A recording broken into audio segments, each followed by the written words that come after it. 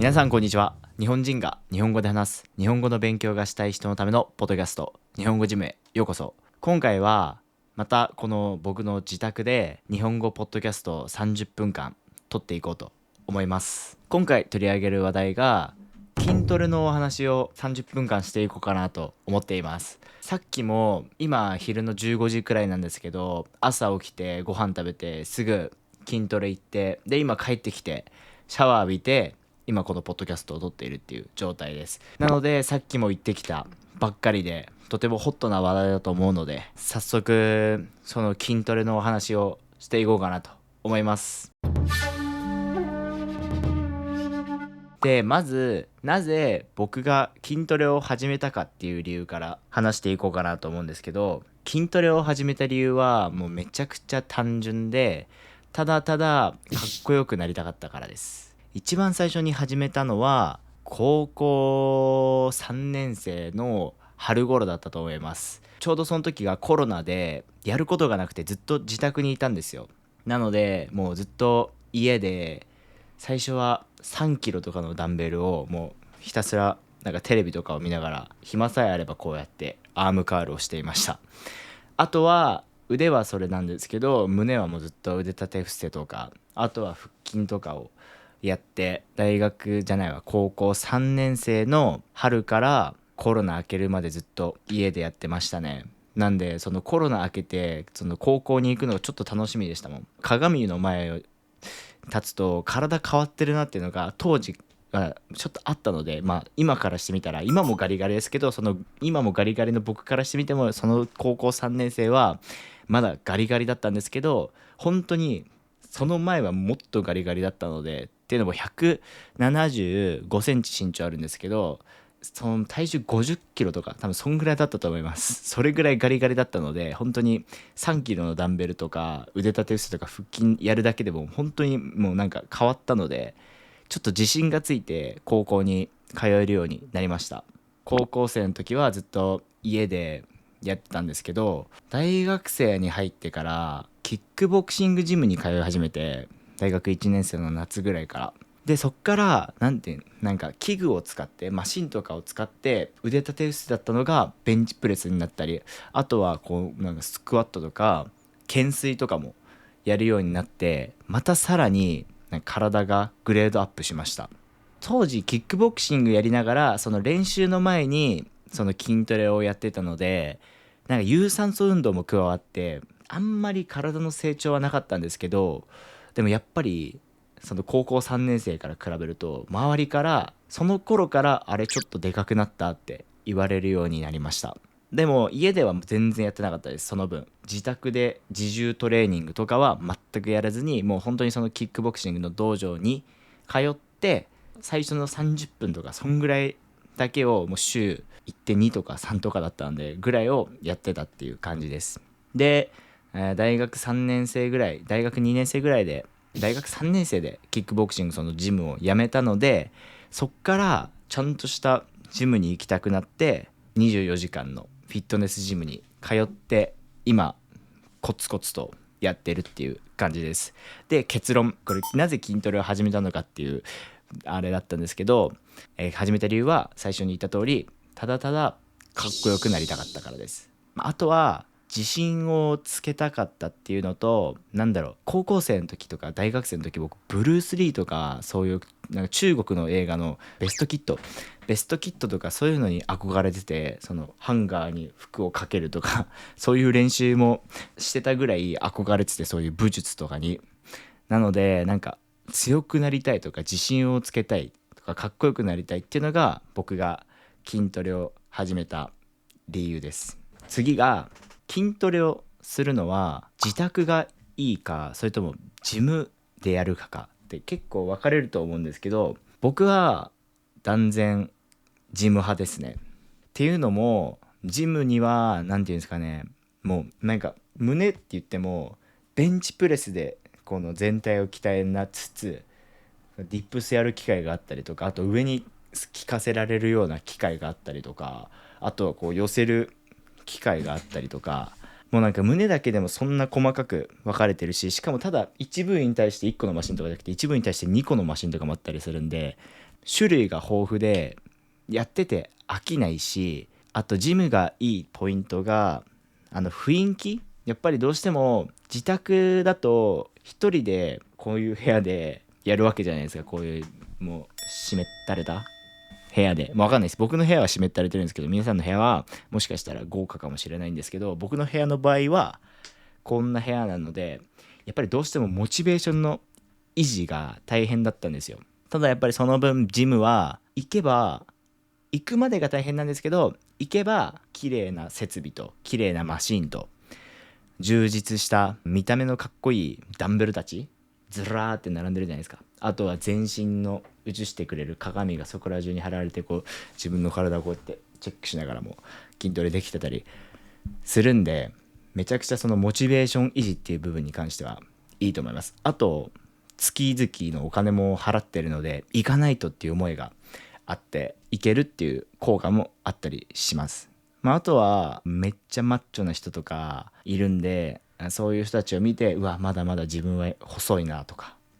こんぐらいになりたいなとか思って目標も見つけられるので、ジムがいいなって僕は思ってます。ただ自宅のいいところもあって、映ってないんですけど、この右側にこの懸垂器とこうやって腹筋ができるやつと、あとディップスができるような機械と、あと最大20キロまで付け替えられるダンベルと、あとトレーニングベンチが僕の部屋にここ置いてあるんですけど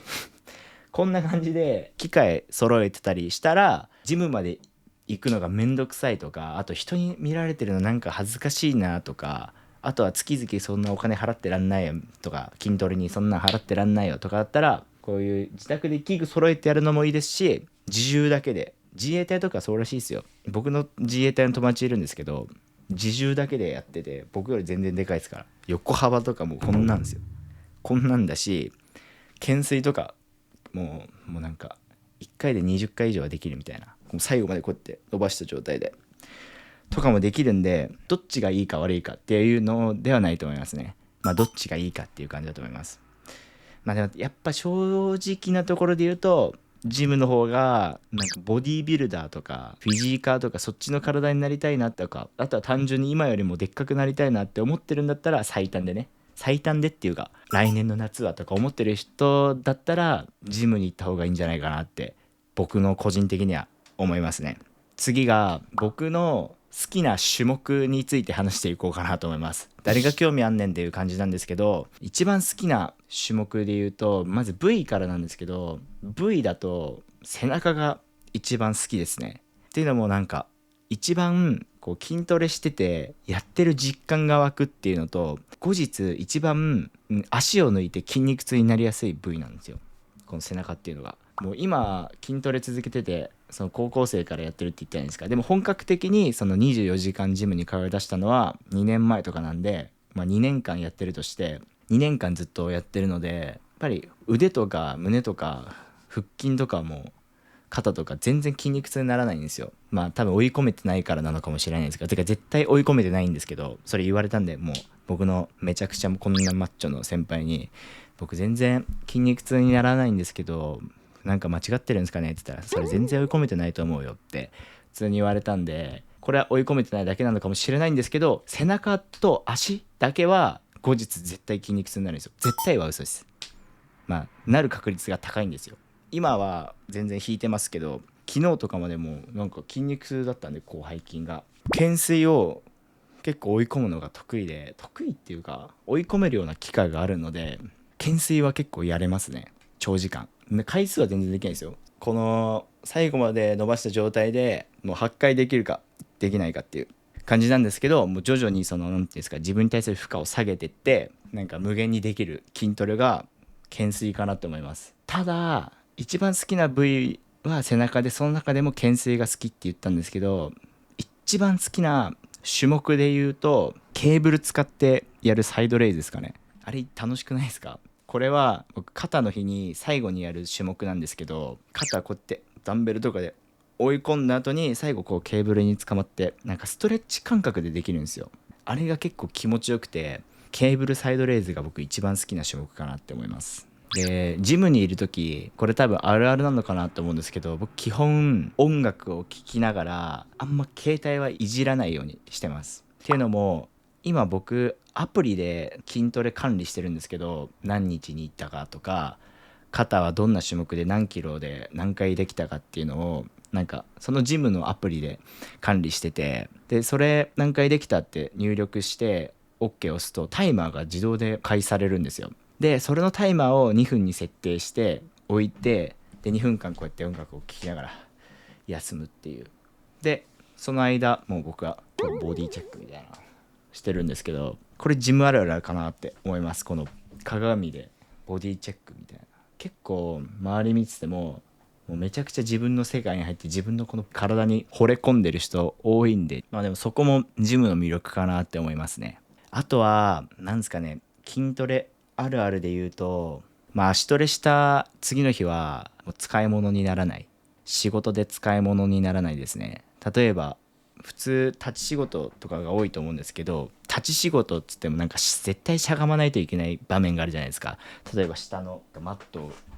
引き直すとか、あとは下にあるなんか道具取る時とか、あと下に何か貼るとか、そういう時にはいちいち膝の屈伸運動をするじゃないですか。太ももを動かさなきゃいけないですか、いけないじゃないですか。その時はもう本当にね、動かなくて一回しゃがむのに絶対10秒ぐらいかかりますよね、森なしで。もうなので足取りした次の日はもう使い物にならない、動けない、階段も登れないしっていうのはあるあるなのかなと思います。あとは本気でやってる人だったらなんか僕のあれが周りが特殊なのかもしれないんですけど、朝来たらみんなこうやってプロテインシャカシャカシャカシャカって振ってるっていう光景、これは僕多分周りだけですね。あんまあるあるじゃないと思いますが、あるのかなって思います。次がやっぱり筋トレって、どんなにジムでこうやって追い込んで後日筋トレになったとしても、食事とか睡眠とかがしっかり取れてないともう全然痩せていくだけだと思うんですよ。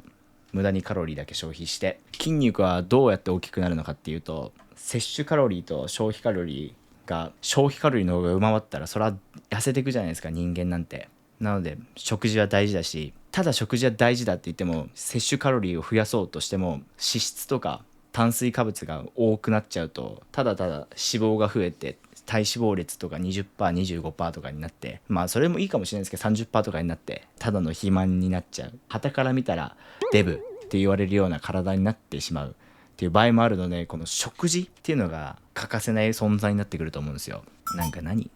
筋トレ系 YouTuber になろうとしてんのかな。いやそういう感じじゃないです。僕は日本語系の YouTuber なのでそこは誤解しないでください。日本語の勉強なので、筋トレで出てくる新しい単語を学ぼうっていう回ですので、ただ僕は全然詳しくないので、まあ詳しくないっていうか、まあでも詳しいです。いやそれもどうでもいいや、でも炭水化物とか脂質だけ取って脂肪だけ出ちゃうじゃダメなので、やっぱりどうしてもタンパク質が取れてないと筋肥大には結びついてこないんですよね。なので食事っていうのは大事です。僕の場合は前までは全く食事とか意識してなくて、ただ食ってでかくなれば自然と筋肉もつくだろうと思ってたので、それこそマックとかコンビニのオールドファッションとかをお腹空いた時に食べて、バルクだとか言って体重増やすぞって言って結構積極的に食べてましたけど、それじゃダメでした。ただただ脂肪が増えて見た目もそんなに良くないですし、筋肉も全然成長しないなって思いました。っていうのも通い始めて2年なんですけど、体の変化は1年前でストップしてるんですよ。止まってるんですよ。ベンチの重量とか回数も全く変わんないですし、なんなら下がってる時期もあるし、やっと今ちょっと戻ったんですけど、その前世紀にとかなんで、こういう風に右肩上がりのグラフじゃなくて、なんかこんなんですよ。こんなんで、たまに僕韓国とか旅行とか1ヶ月どっか行っちゃうとかあるんで、そうなってくるともう1ヶ月ゴーンと下がってまた戻してゴーンと下がってまた戻してみたいなでずっと変わんないんですよ。でそれなんでかって思ったら、やっぱり食事、これが原因だなって思いました。どう改善したかで言うと、その前までオールドファッションとかマックとか食べてたんですけど、それをもうやめてプロテインを朝と筋トレ後に飲むようになって、あとはタンパク質を意識した食事。例えば朝だったら僕は納豆ご飯とプロテインです。昼は全然もう最低なんですけど、お金がないんでね。お昼休憩の時に家で朝作ったおにぎり3つ、その時は2つを食べます。作ったうちの2つを食べて、で筋トレ前にもう1個のおにぎりを食べて、でスーパーで羊羹を買ってっていう昼飯で、筋トレ後はプロテインと、あとはご飯と鶏肉とか卵とかを使ったおかずを食べてます。一番いいのは親子丼かな。僕何も調べてないんで分かんないですけど、なんか親子丼が次の日体がでかくなってるなって一番実感できる食べ物ですね、僕の中では。全然わかんないです。なんか太りそうですけどね、脂質が多くて。でもそう、タンパク質を意識した食事心がけてからはまだ1ヶ月なんですけど、そういう本格的に取り組み始めたのは。でも重量とかもちょっと上がってますからね。ベンチとか60回を10回とかはできるようになりました。前まではできてた時もあるんですけど、安定してできてなかったんですよ。その週は10回できたので、あれこの週は8回だとか、なんかそういうのがずっと続いてたんですけど、今は安定して10回伸びてってるんで、回数は1回ずつ1回ずつどんどんなんか本当に伸びてってるんで、次やった時はまた伸びてるかもしれないっていうこの期待感があるんで、変わったなって思いました。あとプロテインなんですけど、これは体に合わないっていう人が絶対いるんですよ。僕もそうですもん。高校生の時筋トレしてたって言ったじゃないですか。でその時プロテイン飲んでたんですけど、こういう袋のね5キロとかのやつを、で1日同じように2回取ってて、で気づいたら腹痛になってて、口からも出るし下からももう全部出ちゃうみたいな。で病院行ったら、なんかプロテインのせいで胃潰瘍みたいな、忘れちゃったんですけど、なんか胃がちょっとやっぱり胃の壁が傷ついてるみたいなってて、でそっからプロテイン取るの怖くなって取ってなかったんですよ。まあ僕結構お腹弱い方なんですけど、絶対同じような人もいると思うんで、なかなかプロテインは合わない人もいるんでどうかなって思うんですけど、まあでもね、そういった方向けにそういうプロテインとかもあったりするんで、やれる努力をしましょう。はい。で次が筋トレとメンタルについてなんですけど、やっぱり僕が筋トレ始めた理由でもあるように、かっこよくなりたいとか自信をつけたいとか強くなりたいとかだったじゃないですか。それと同じようにやっぱり筋トレって心にも影響するんですよね。体がでかくなったら態度がでかくなる人とかいるじゃないですか。それと同じように絶対筋トレすればいい意味でね、自信がつくと思うんで、悪い意味で自信ついたらダメですけど、いい意味で絶対自信つくと思うので、めっちゃいいと思います。あとは大学の時に僕卒論で書いたんですけど、テストステロンっていうホルモン、これが増えることによって男にとってはめちゃくちゃいいですよね。テストステロンの一番の効果っていうのはモテる、これに限ると思います。で筋トレをするとこのテストステロンっていうのが分泌されるんですよ。で一番分泌される部位はどこかっていうと足なんですよ。なんで足トレサボってる人はダメですね。一番テストステロン出る部位なんですから。筋肉の何パーセントでしたっけ、まあパーセントだか数字出すと間違ってる情報言ったら怖いんで出さないですけど、大部分を占めてるらしいじゃないですか。筋肉系の YouTuber じゃないので、そういう正確な情報は片手間で携帯で調べてるだけなので、ちょっと怖くてあんま出さないんですけど、大部分を占めてるらしいじゃないですか。なので足トレは絶対した方がいいです。一番辛いですけどね、後日響くし、やってる時一番疲れるし、休憩した時はマジかやんなきゃいけないのかってなるし、終わった後もう無理無理無理とか普通に僕言いますから。でもいいんですよ。筋トレしてるからってポジティブになれるわけじゃないですから。ネガティブでもいいじゃないですか。ネガティブポジティブ、ネガティブだけどポジティブみたいな、ネガティブをポジティブに捉えようみたいな、別になんていうんですかね、これめっちゃ矛盾してるんですけど、まあでもそうネガティブでもいいんですよ。そのよく YouTube とかで上がってるじゃないですか。ライウェイベイベーみたいな、よっしゃ行くぞみたいな、そんなんじゃなくていいです。僕足トレやるときはもう無理無理無理無理無理、もう無理もう無理、足痛い足痛い、肩痛い肩痛いとか言って途中でやめたりするんですけど、これは良くないな。これはひどいけど、でもやしたりするんしてもいいので足トレはしましょうっていう話です。はい。したら次はこれからの目標ですね。筋トレを続けてって、どこまででかくなりたいのかっていうお話なんですけど、僕は今見てたら分かるんですけど、結構平均的なんですよ。身長も175で体重が66なんで、めっちゃ平均的なんですよ。普通なんですよ。一番健康的なんですけど、僕は体重は70から72、3は欲しいなって思ってます。ベンチは今多分マックスが60、10回できるんで80なのかな、やったことないんですけど80なのかなって思います。でそのベンチのマックスは絶対100は上げたいです。なんで体重73キロ、ベンチプレス100キロで、体脂肪率は13から14の間がベストです。今僕のこれは体脂肪率 15% なんですけど、体脂肪率 15% でもやっぱりちょっとまだ脂肪ついてるなぐらいでも、パッと見は痩せて見えるんですけど、まだちょっと脂肪ついてるなっっていうぐらいなので、理想で言うと体脂肪率は13から 14% で、なんか 10% 以下とかになってくるともうボディビルダーとかになっちゃうんで、やっぱ14、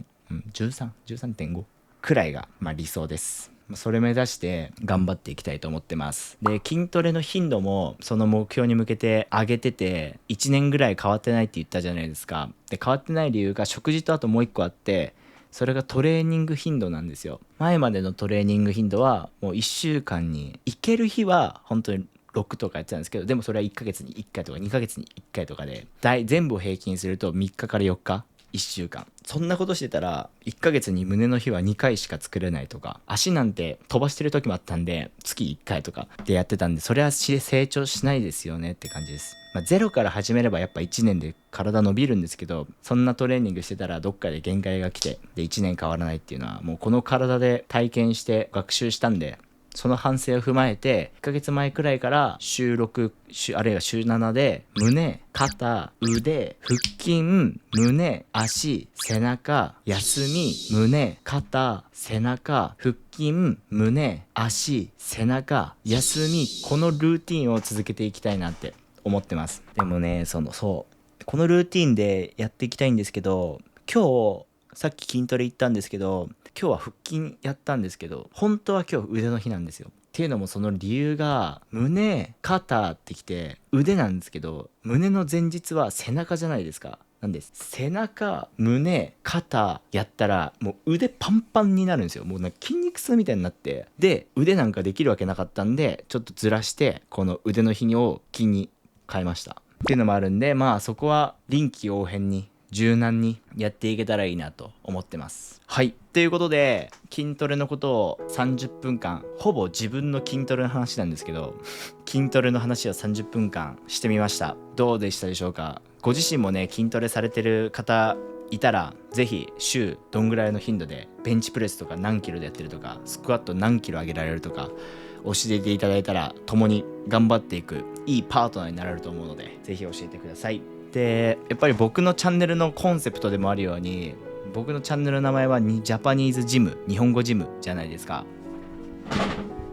で、さらに語学は筋トレって言ってるんですよ。これどういう意味かっていうと、筋トレも頻度と食事、あとはトレーニングの質が大事じゃないですか。あとは継続すること。語学も一緒なんですよ。まずはトレーニングの質、勉強の質ですね。食事、これどんな勉強をするか一緒だこことここ一緒ですけど、でもどんな勉強するか、あとは食事って言ったら摂取するものですから、どんな先生に教わるかとか、頻度、週に何回日本語を勉強するか、1日何分何時間日本語に触れるか、あとはどれだけ継続するか、ここが一番大事ですね。どれだけ言語学習を継続させるか。語学っていうのは正直2年3年やって身につくものです。ただ身についたからといって1年とか休んじゃうと、もう全く忘れて喋れないっていう状態が続くんで、維持していかなきゃいけないんですよ、自分の語学の実力っていうのは。で、筋トレも同じなんです。そういった面で言うと、自分でやっとベンチ100キロ上がったっていうなっても、100キロ上がったから休んでてたら、もう1年後とかにはもう60キロも上がんない、70キロも上がんないみたいな、そんな体になっちゃうので、この筋トレと語学っていうのはやっぱり一緒なんですよ。だから語学は筋トレなんです。毎日コツコツムキムキなので、皆さん筋トレも語学も頑張っていきましょう。まとめ方は良くなかったんですけど、まあでもそういうことなんで、とりあえず頑張りましょうということで、今回も日本語、そして筋トレの話をたくさん聞いて、頭ともう腕もパンプアップしちゃったと思うんで、これで終わりにしたいと思います。最後までご視聴ありがとうございました。